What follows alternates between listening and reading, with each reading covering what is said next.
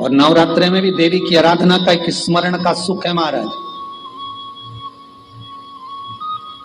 ज्योत का विधान है, नवरात्रि में देवी की ज्योत लगती है, अखंड ज्योति लगती है, जवारे बुआए जाते हैं, कलश लगता है। ज्योत का भी विधान है।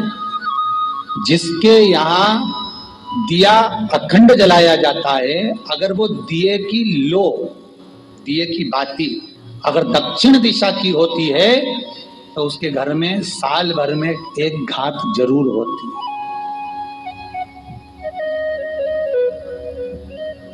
जो दिया अखंड जलता है उसकी बाती का मुख दक्षिण का नहीं होना चाहिए। अगर आपने देवी भागवत का स्मरण करा हो, देवी भागवत को अगर सुना हो, तो देवी भागवत में स्पष्ट किया गया कि पूर्व की ओर मुख करा हुआ दिया, अर्थात पूर्व की ओर ज्योत जो जलाई जाती है वो संपदा की वृद्धि करती है। पश्चिम की ओर मुख कर जो ज्योत लगाई जाती है महाराज, वो वैभव को देती है। जो मुख कर ज्योत जलाई जाती है, उत्तर की ओर जो ज्योत का मुख रहता है वो आयु की वृद्धि करती है, घर में अकाल मौत को रोकती है।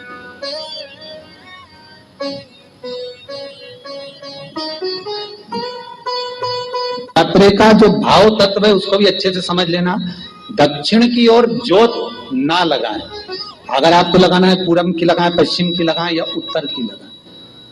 और जितने दिन महारानी जगदम्बा जगतधात्री दुर्गा भवानी, अब की बार माता जी घोड़े पर आई है। हर बार देवी बदल बदल के आती है, इस बार जो नवरात्रे आए वो घोड़े के आए। तो घोड़े पर जो देवी जी आती है वो समृद्धि को देने वाली आती है, लक्ष्मी की वृद्धि करने वाली आती है। जैसी घोड़े की रफ्तार होती है उस रफ्तार से लक्ष्मी घर में आती है। तो ये मत सोचना कि कोरोना महामारी ने हमको नीचे गिरा दिया या कोरोना महामारी ने रोक दिया, कमाई के स्रोत रोक दिया, धन रोक दिया। चिंता मत करना। मेरी माँ जगत जननी दुर्गा भवानी अब की बार घोड़े पर आई है। साल भर में इतना धन 4 साल में नहीं कमाया होगा, इतनी मेरी माँ भंडार भर देगी। ये घोड़े पर आई है, कोई साधारण नहीं हो सकता। देवी भागवत में स्पष्ट किया गया, जब जगदम्बा मगर पर आती है उसका भाव अलग है, और जगदम्बा जब हाथी पर आती है उसका भाव अलग है, और जगदम्बा जब घोड़े पर आती है तो जगत को समृद्धिवान बना देती है, वैभव में कमी नहीं आती। अभी भले दुनिया के लोग अभी रोते हैं कि पैसा नहीं आ रहा, कोरोना महामारी ने सब तोड़ दिया, रोक दिया, पर चिंता ना करना। मेरी माँ अगर घोड़े पर आई है तो उसका सुख आपको जरूर मिलेगा। एक जरा सी मिट्टी की दुकान भी अगर आप खोल कर बैठेंगे तो चांदी और सोना के बराबर कमाएंगे, इतना धन देगी वो माँ। साधारण नहीं है मेरी माता। तात्विक सुख का आनंद देने वाली, लाभ तत्व प्रदान करने। और नवरात्रि में भी अगर आपकी कोई कामना है, आपकी अगर इच्छा है, आपका मन है, तो जगत जननी की आराधना करो। पति और पत्नी में अगर क्लेश है तो जगदम्बा के मंदिर में मक्खन चढ़ाओ, प्रेम बढ़ जाएगा। आपको लगता है कि पति कोई अन्य स्त्री से लगा हुआ है या परिवार टूट रहा है, तलाक तक पहुंच गया है, तो माता के मंदिर में आप ध्वजा लगवाइए, उस ध्वजा पर मक्खन लगाकर लगवाइए, आपको लाभ मिलेगा। महाराज, यदि आपको लगता है कि बच्चे बहुत ज्यादा अपशब्द बोल रहे हैं, मुंह चला रहे हैं और प्रेम नहीं रख रहे, तो माता के मंदिर में लाल पुष्प, लाल चंदन और लाल चूड़ी माँ को समर्पित करिए, प्रेम बढ़ेगा।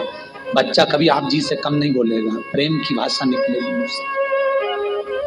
माँ जगतजननी की आराधना, जगदम्बा की उपासना। नवरात्रि में 9 दिन में से कोई एक दिन ऐसा ले लो जिस दिन कन्याओं का भोजन कराओ, साथ में उनको लाल चुनरी ओढ़ाओ या कोई लाल वस्त्र, लाल पूजन की सामग्री उनको दो, सुख मिलेगा, आनंद आएगा।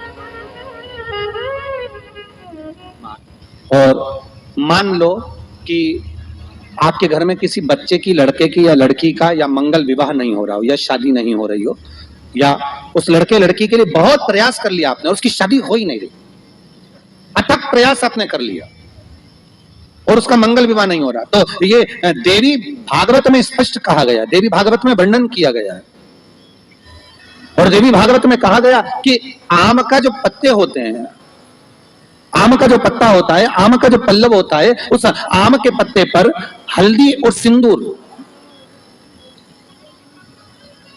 इन दोनों से स्वस्तिक का निर्माण किया जाए। देवी भागवत का संवाद है, बहुत ध्यान देना महाराज।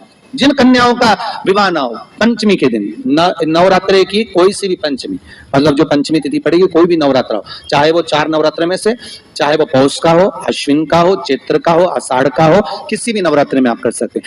एक पान के पत्ते पर, एक ही पत्ते पर जो 2 स्वस्तिक बनेंगे, एक हल्दी का बनेगा, एक सिंदूर का बनेगा। बस अंतर इतना है, जो हल्दी का स्वस्तिक है उस पर कंकु के चावल अर्थात रौली के चावल, रौली कुंकू के चावल रखना है, और जो सिंदूर का है उस पे हल्दी के चावल रखना।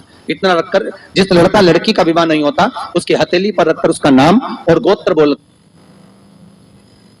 बोलकर महाराज उसको ले जाकर नीम के पेड़ के नीचे उसको रख दिया जाता है। मात्र 3.5 या 4 महीने ऐसे रहते हैं जिसके अंदर उस लड़का लड़की का विवाह पक्का हो जाता है। जिसका विवाह नहीं होता केवल उसी के लिए।